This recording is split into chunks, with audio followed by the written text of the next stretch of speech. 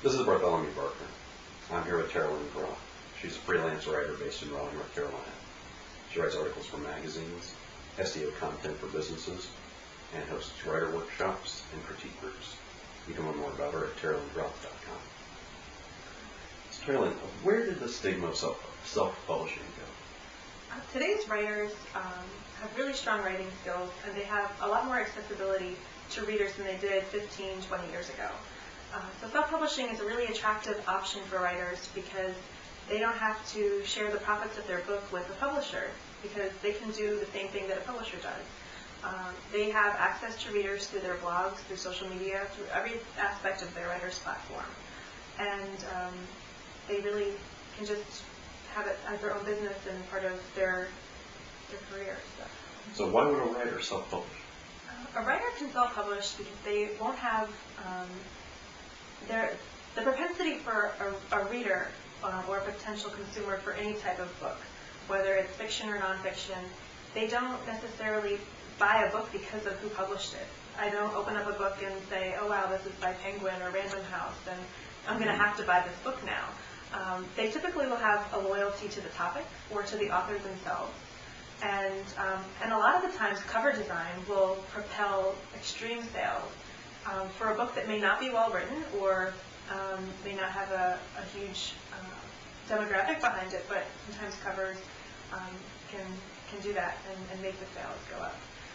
And another reason why a writer would want to self-publish is if it's for vanity purposes, if they don't feel like waiting or putting in the time and effort to contacting a publisher. They just really want to see their work in print, and perhaps sales are not important to them. They just want to see their work in print.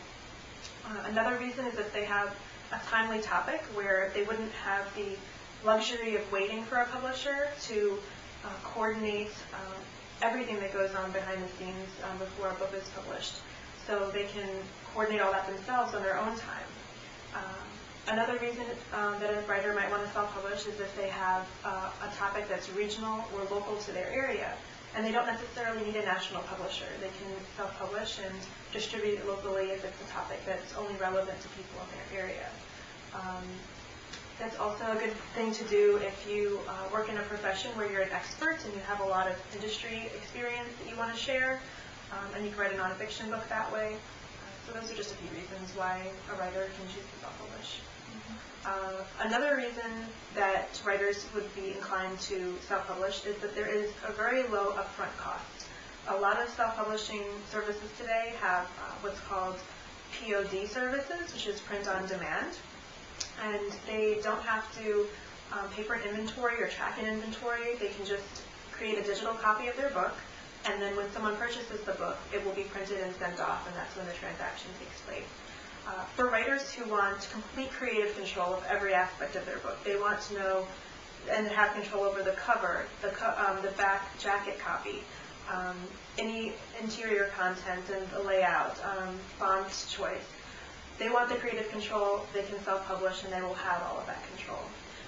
If they are writing about a controversial topic that publishers may be really leery of, then they may want to self-publish. And they would probably consider something called writer's insurance, which is also known as media insurance. And those policies can be purchased annually, and they can cover the writer themselves, or they can be purchased for that particular book. And that will kick in if they do get sued for slander or libel, or being misquoted. If a journalist happens to quote someone in an article and the person claims that they didn't say that, even though they may have, they can still sue the journalist and have to pay all the court fees even if they're innocent. And that could put a writer out of business. So they would have this policy in place, and they can use that as they need to. You can learn more about this or many of the topics at taralynngroff.com.